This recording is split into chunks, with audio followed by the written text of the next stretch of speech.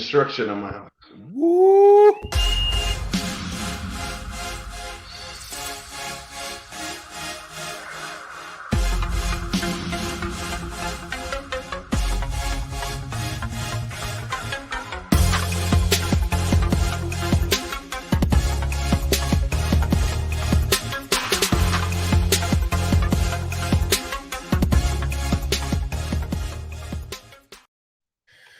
Happy Thursday. What is up? I'm back from the dead, just like Will when he was in the surgery. He came back from the dead. So I am here. It is Thursday. Big difference, brother. Both of y'all are Big zombies, dude. No, Big difference. What is that? Why is it a big difference? You did die though, right? Nah, it's a big difference, bro. Why? You trying to explain yourself? I want to know. I'm just saying there's a big difference, bro. And I mean, like, one was, Partying and the other one wasn't. One of them was well, yours were more critical. I don't want to talk about it. You know what I want to talk about? I want to talk about the previous texts y'all were sending out throughout the day, man. I wasn't on that. I stopped. I muted y'all because I was done. I couldn't. I didn't even answer to any of them, but y'all were talking about vaccinating, non-vaccinated. I'm not. No. So what happened was that I guess he got a little bothered, and I was like, all right, I'm gonna egg it more, and then I just try to piss him up, bro. You two always just feed off. No, but it wasn't Will, and it was Daniel. Daniel, you watching this? Yeah, Daniel might be watching. Daniel, you were putting wood in the fire, bro. He got a little butthurt there, so yeah. Apologize online right now. What was that? I said apologize online right now. No. Never. All right, so yep. What are we gonna talk about today, guys? I know we talk about. So how was it? I'll talk about it. So I want to say that one of the toughest thing for me was the transition, right? We didn't have a place to stay.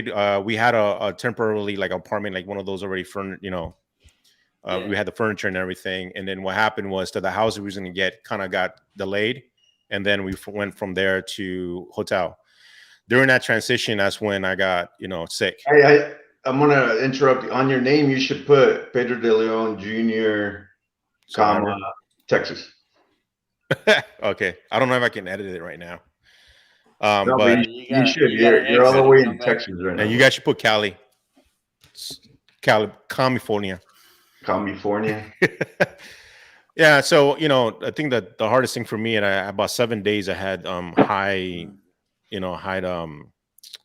the temperature, 104 fever. Yeah. So 104. It was going from down to 1.2. I was feeling all right, but then went right back to 1.4. So. And then from there, I just went to the VA, and at the same time, it was just like, as a veteran, or something you want you guys to understand is that, sometimes when you're in a situation, it's like your mind screws with you, and anxiety. I want to know, because you went to the private sector and then you went to the government sector. So yeah. What was the difference in care in both, dude? So the difference is that. Yeah, so the difference is that at least in the medical center that I went to privately, if my oxygen sensor was below 92, they were going to give me a oxygen tank. If my oxygen sensor were below 92 at the VA, they would have been like, all right, we'll take you in, Yeah, so it's like they understand that, and they didn't have, I feel more comfortable being at the VA because they had a procedure already, set up for them when, any vets that had COVID. And so I went to the medical emergency because Dallas is about an hour from where I'm staying at, Dallas VA. But I said, fuck it this time, because my oxygen level dropped to 89. And so I said, I'm going to just go. I don't care. So my wife took me. And you didn't run? You didn't run there? No, I wish I did. I would have dropped to like 50%. I'm just kidding. Yeah. So, I went over there, I told them, and I said, look, man, my oxygen sensor, they looked at it. They're like, oh man, so, but it fluctuating, like I didn't have a steady, cause they say they have to be like an hour Well, so to see if the oxygen sensor stays at 89 or not. But it went back up again to 95, 96. You know, so but here's the reason. But I told you, bro. I told you the first thing when you said I have COVID is make sure you're not laying around. Then No, you it wasn't. go to the hospital to go lay around because that's exactly the shit No. I was trying to tell you not to do, man. No. But I did. No. I understand what you said, but I actually walked around because my back was hurting just laying down. So I was like, I got just a little room. I was just like a crazy ass guy, like walking around back and forth in the room, you know. So I did that. It feels like somebody grabbed a bat and beat the shit out of you, bro. That's exactly how it feels. Yeah, you know. So, but I do want to say is that, you know, this is what the VA gave me. For you guys that haven't had COVID or like, you know, just want to know, you know, they gave me vitamin C every day, zinc. They also gave me, Zinc is a big one. Yeah. 50 grams or something like that. Yeah. What else? They gave me probiotics. They gave me probiotics. And I forgot what was the other one. And then also gave me every day a shot of blood clot. Anti-blood clot. Oh shit! See, every day. The rest of the stuff that you just mentioned, you can buy at over the counter, like CVS. Yeah. You know? Yeah, absolutely. So, well, again, this, for our listeners, this is not a medical. No, it's not. In no way medical advice. He's just giving his experience. We are not medical professionals. Please, if you are feeling symptoms, go directly to your nearest hospital, to the VA. We are not medical professionals, but. Or not. That's up to you. You can do. Yeah, it's up to you. Yeah, you grown as an adult, and if you're a child and you're watching this, consult an adult and then go consult a medical professional. Yeah, absolutely. You know, but I could say that you know, I'm not gonna lie, guys. You know, when I went to the Dallas VA, I was like, this is different from Loma Linda, Long Beach. You know, I got used to that. You know, conformity. But they really did a good job, you know. And so shout out to the Dallas VA hospital. The nurses, man, they took care of me. They were concerned.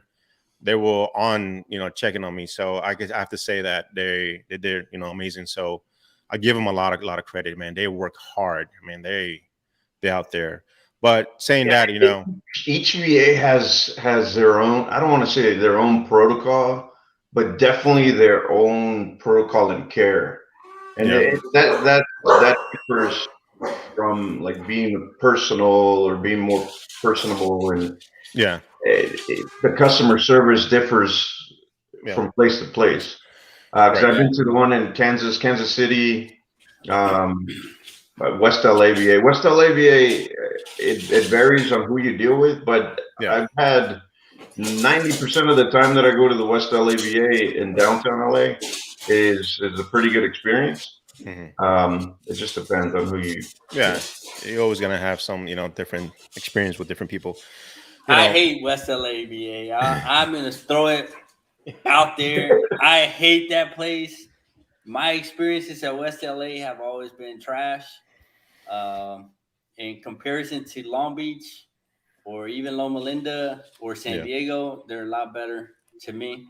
Yeah, Long Beach is way better than any of them to me. But I believe that. I second that. West LA is. I mean, I've gone over there for procedures, for routine checkup or specialty care, you know, something that maybe at that time, Long Beach now has a lot more than when I first started going there, but West LA was the big hub for LA, you know, like as far as being able to provide services for more. It has been a thorn. It has been a thorn in the VA system when it comes to patient care. But I don't know. It's for me, and not because I work there, I don't get kudos or points because I work there at the West LA VA. I don't even work in the main building. But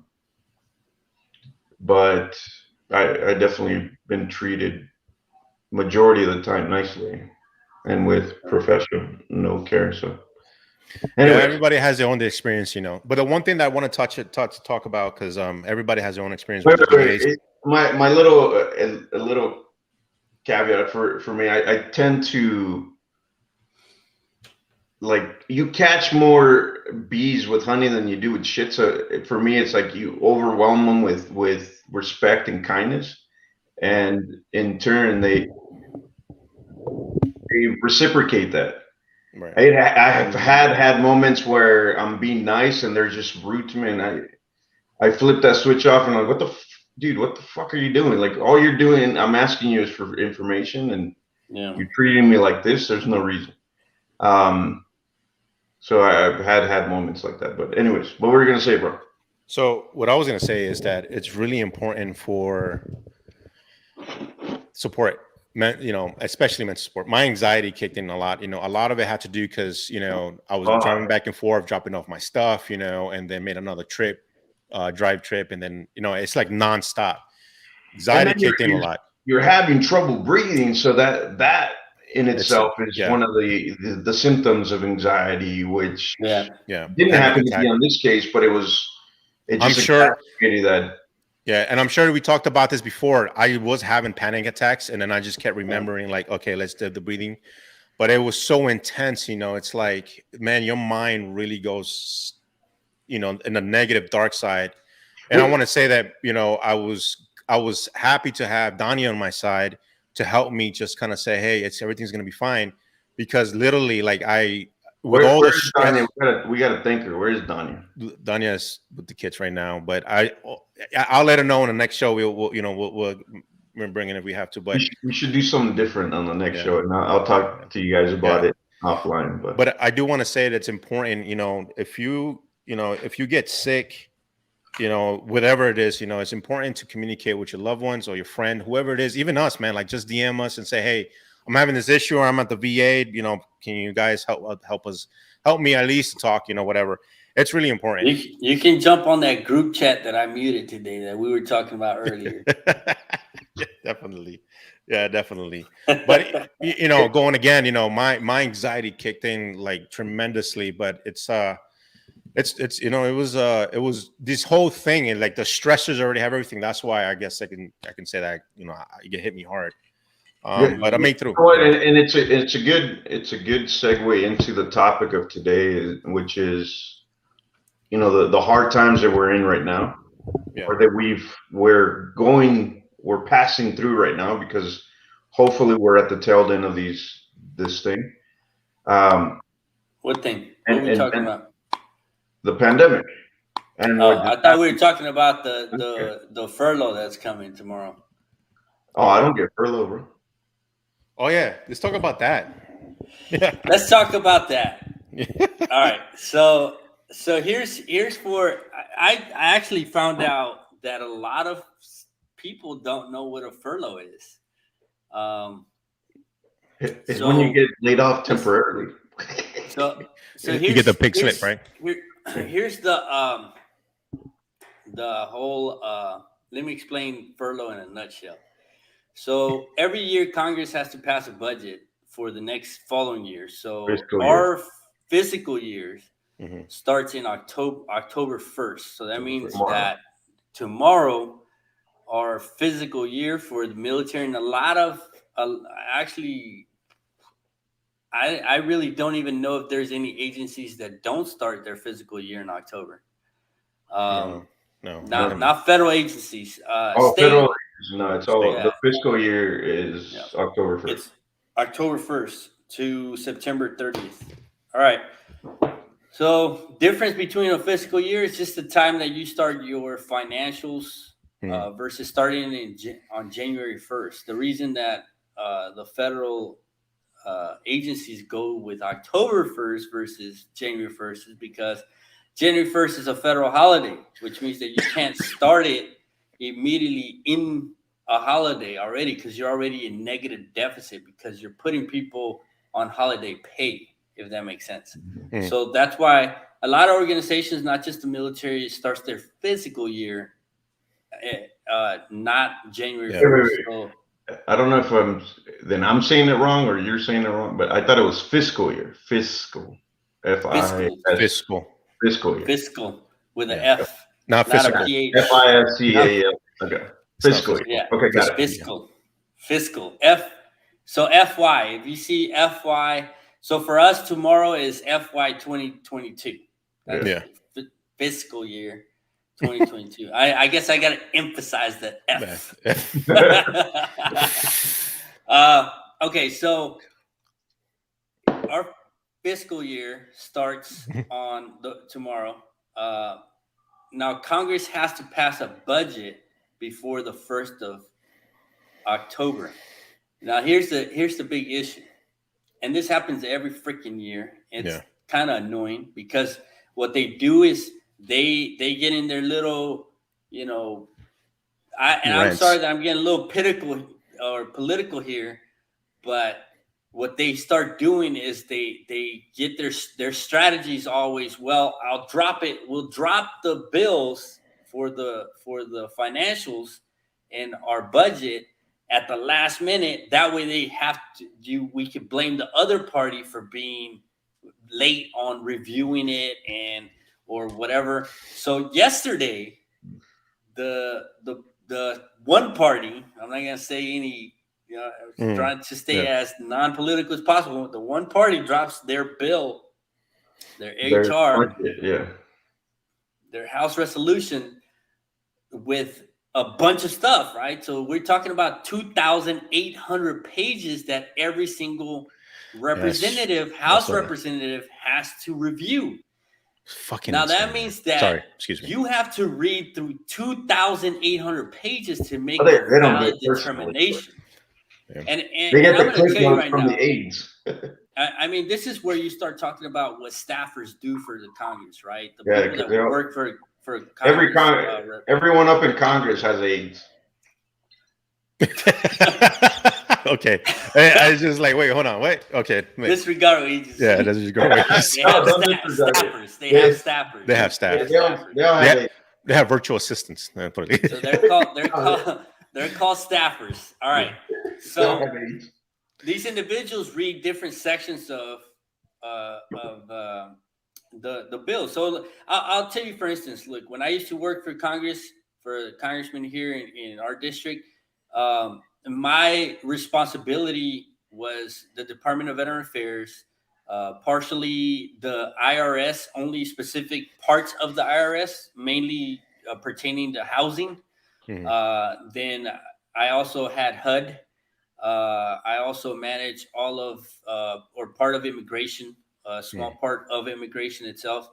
I handled or part of the Department of Homeland Security, U.S. Postal Service, so on. So all these agencies have their part, right? So these House resolutions that's being presented right now has all their parts of every single agency, every single federal agency or government component, right? Who's going to get paid what next year? How is it going to go? How are we going to distribute money? How much the military is going to get, of course, is the biggest one. And how much the Department of Homeland Security, VA, which agency of the government rarely gets affected by the budget? What's that? The Department of Veterans Affairs. Yes, the Department of Veteran Affairs usually has the highest budget of all agencies. And they hardly ever get affected by what one of the parties wants over the other. So let me ask you this. So the fight is, now that I have all these packages, I want to, as a representative, I want to squeeze in my part on the agenda that I am passionate about, right? So this is what happens, that somebody tries to say, and you see this all the time, and I hated working I love working for Congress, but the worst part about working for Congress was when they would sneak in legislation and say, oh, this is for veterans, but then below it is money for Indonesia or some freaking country out in the wherever that we're going to fund. But then the title in the beginning of the whole resolution will be something about, veterans this supposed to get 100% and discharge that and clean them up and fix this veteran homelessness. And I mean, how can you say no to that? But when you say yes to that, you're also saying yes to all this other stuff that they just snuck in there. And that's the big issue. So now you have to get all your staffers to take their Bro, section, to take their sections pertaining. Acre is sneaky, bro. Yeah, and I mean, so you got to take whatever pertains to your department, whatever you are very knowledgeable in, and review those sections, and then advise the congressman, hey, this is what I found in this, you know, and also they snuck this in, and there's this that has nothing to do with this. So it's just, our viewers might be a little confused. We'll get to why this has to do with mental health. Go.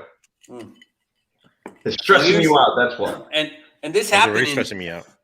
This happened. Me up right this actually affected the Department of Veteran Affairs back in 2016. Yes. The big issue was that the Department of Veteran Affairs, when they submitted their package for the budget, right? Because that's submitted way ahead. I'm talking about like almost the beginning of the calendar year, right? So January, February timeframe. And I don't know if y'all remember, but the Secretary of the VA was fired for this actually because of the fact that he wanted to take money from homelessness to work on suicide. But the big issue there is that suicide for veterans mostly derives from being homeless. Yeah. So you just took out the preventative measure to funnel down to the end measure, you know. So it really backfired, and that's the stuff that they need to be looking at, right? So yesterday they got 2,800 pages, and they need to make a decision by tonight. If they don't come to a consensus by tonight, tomorrow there'll be furlough. Here's what furlough is. So furlough means that the Congress and Senate has not come down to an agreement on what the fiscal year budget is going to be. All right. Now, remember this: in August, the House and the Senate go on recess for they go on their 90 days. 90 days, where they're working with their constituents. And I don't want to say they go on vacation, because that's the wrong thing to ever say. They go work remotely. Yeah. No, not remotely. Not remotely. What they go do is work. Yeah, they go work on their committee, whatever committee they work for. And also they go back to work at their district with their constituents. Because you got to remember, Monday through Friday, a congressman from here, California or Hawaii, is all the way in D.C. So that means that if I wanted to talk to my congressman in person, I would have to fly to D.C. So those 90 days is the opportunity for the congressman to be able to spend the Monday through Friday with their constituents and talk about local matters. So going back to furlough, do you get paid on furlough, yes or no? The answer is so. Back in the day, and this is a big change. When President Trump was in office, he signed an executive order stating that, and made it into law, that no federal employee has to worry about not getting paid or not.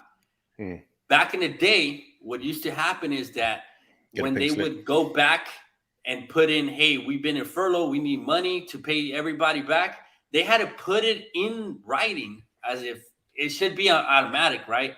But they had to put it in writing that we were getting back paid. So that means that it was up in the air whether it got approved or not. And if it didn't get approved, then guess what? You're not getting paid. The longest time that I spent without pay when I was in the military, it was a month and a half. Now you got to think, I'm not getting money for food. I'm not getting money for clothing. I'm not getting money for housing. I'm not getting money for any of my necessities. And I have a family with 2 kids.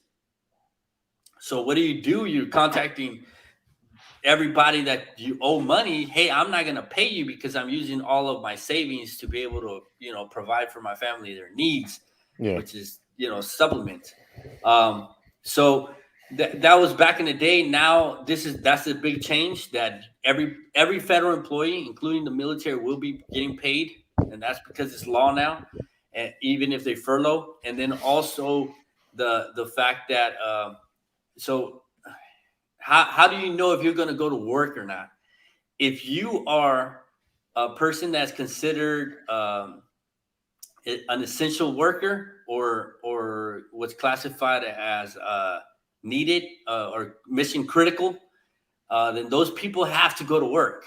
The rest of the people that are not mission critical, you would literally go on a vacation until they figure out, and then wait for you to get paid for all those days that you were off already. Right. So no matter what, you're getting paid, but just some people that are not mission critical or essential or on the So hardcore list. I mean, I know it's stressful. I know it can be Have to stressful, work. but you're still gonna be paid. It's just whether or not when. When when you're you're gonna gonna get pay. paid.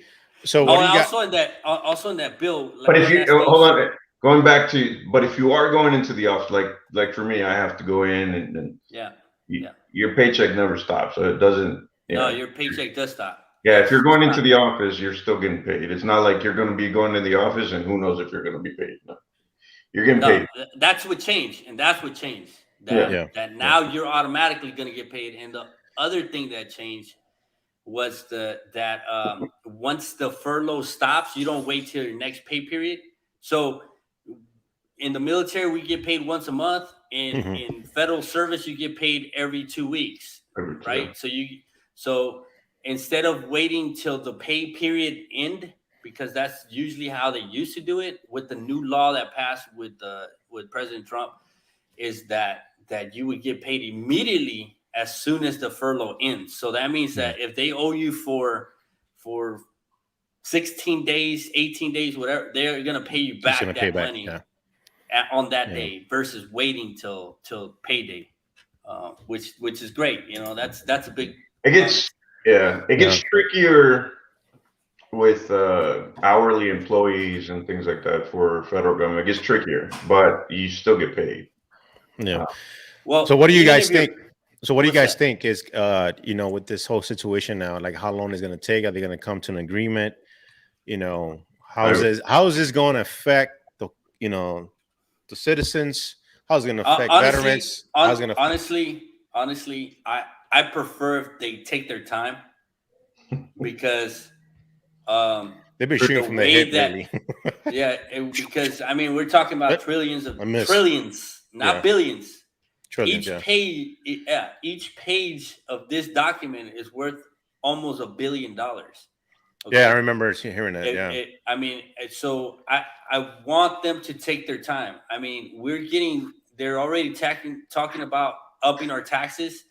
This money doesn't come from it doesn't grow on trees, and the U.S. is just producing money with no funds behind it, and as a taxpayer, I mean, you have to think about this stuff, that eventually your money will be worthless, and on top of that, if you notice, everything's gone up. I mean, gas, food, everything that you need has gone up. And actually, every time they talk about another stimulus check and another, I cringe, dude. I'm like, do you know who's paying for this stuff?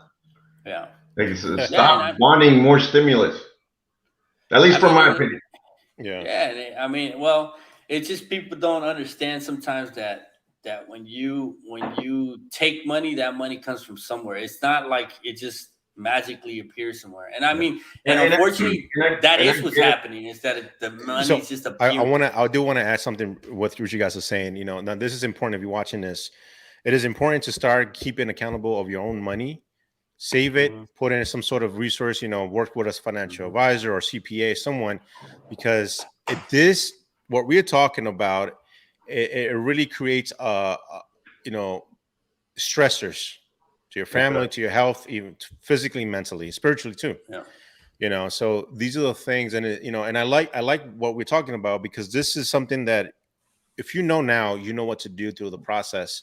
Yes. And when shit hits the fan, then you're prepared.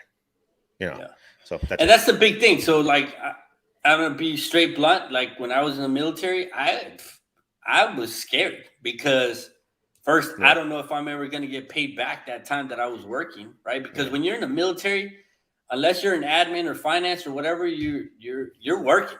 You're working no matter what, because you're mission critical.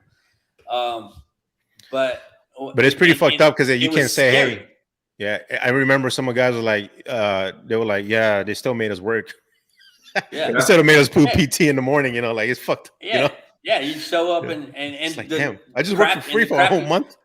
Yeah, and the crappy Yeah, part for a is month like and a half, like, the crappy part is that some mission parts are like, let's say, fuel for aircraft, right? Yeah. So that means that I can't perform functions that are going to consume fuel because the budget hasn't been approved for the next year, right? But I still got to come in and maintain aircraft, right? Say I'm aircraft maintain, or I'm maintaining aircraft. Yeah. Now here's the deal: that I'm maintaining aircraft, and they're not going to be flying these aircraft, right? But I have to go waste my gas money. And think about it right now during this time when it's $5 a freaking gallon, and to go into work and then not getting paid. wait, how much is gas in Texas right now? Right now it's like $2.79. I was just there, yeah. Sorry, the Texas. Yeah, but and even then, even if it's $2.75, the average pay in Texas, and this is what people don't understand too. Yeah, the cost of living is a lot there. The cost of living is a lot lower, and the pay that you're going to get for doing the same job over there is going to be a lot lower than here as well. Yeah. So if you're making 100,000 here, that ain't really shit here in LA, right? Yeah. Or Orange County or anywhere in California. But in Texas, if you're making $100,000, you're living very, very comfortably. I'm talking about you're okay. You're doing fine. Yeah. Actually, the average pay in Texas, or average or medium pay, is about 35 to 40,000 for a household of 4. So I mean, there's no way that you can live in LA or Orange County or Southern California, period, on 40,000. So there's a big difference, and I mean, gas at $2.75 is actually pretty expensive for Texas, And I mean, well, not for me, but yeah, because for Californians, like, oh my God, you just came from California, yeah. But So the big thing is that when I was in the military, I'm not gonna lie, I struggled. I couldn't pay anything. I had to conserve all the money that I had got from the paycheck before to be able to pay for just the needs. There was a lot of services, and if you're hearing me out, that you're military, the Family Readiness Center usually helps you out with providing canned food, or and if you need to go to the food bank, they're available too. USAA, if you're banking with them, they're going to take care of you and suspend all payments through the furlough. You're just going to have to pay them as soon as you get paid back. Yeah, I think Red Cross too. Red Cross will provide food as well, food pantries, all that stuff. So there's a lot of resources out there if you're struggling. But this is where you need to start thinking. And if you're young in the military right now, you need to start thinking about the fact that you need to save money. Yeah, don't go buy a car. Okay. Yeah. Oh my God, the worst with a high rate interest rate, 30% outside of the gate. Don't do it. Short little story. Brand new private, 2001 or no, 2002. I had come back from Afghanistan. And I was living out in North Carolina, out of Fayetteville. I got my very, very first car on my own. I was excited. I got a Nissan Altima Gold. It was the coolest car, I thought, at the time.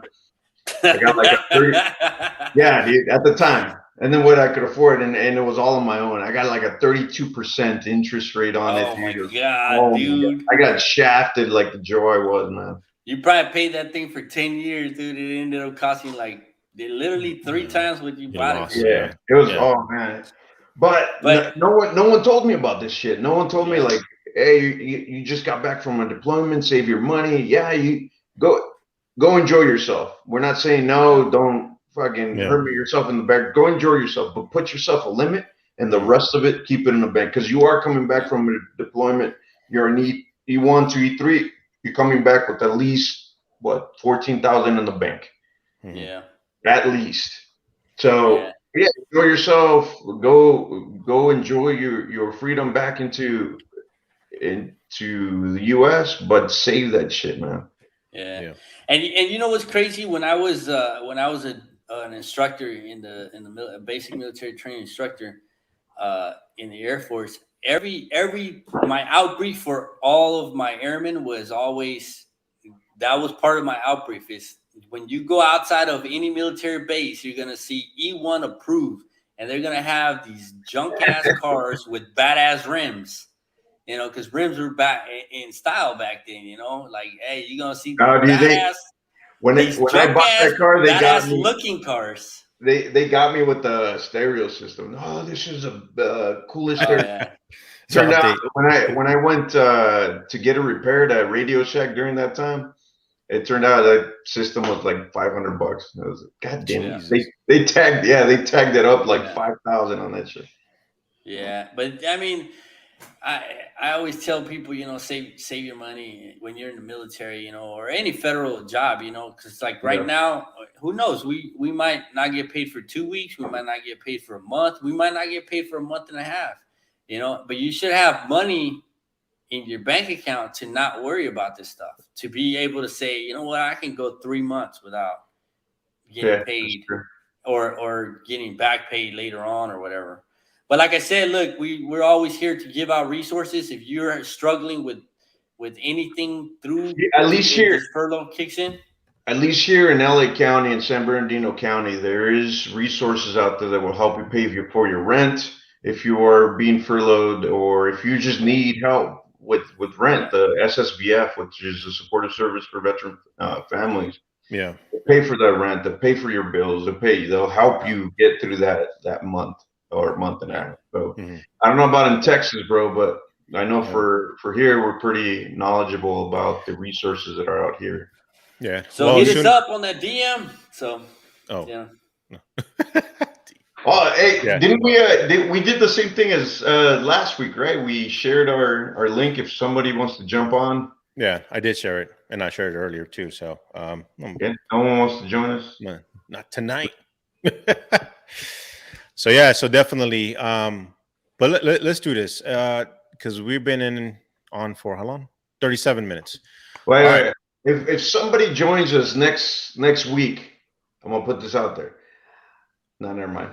No, yeah, don't make promises.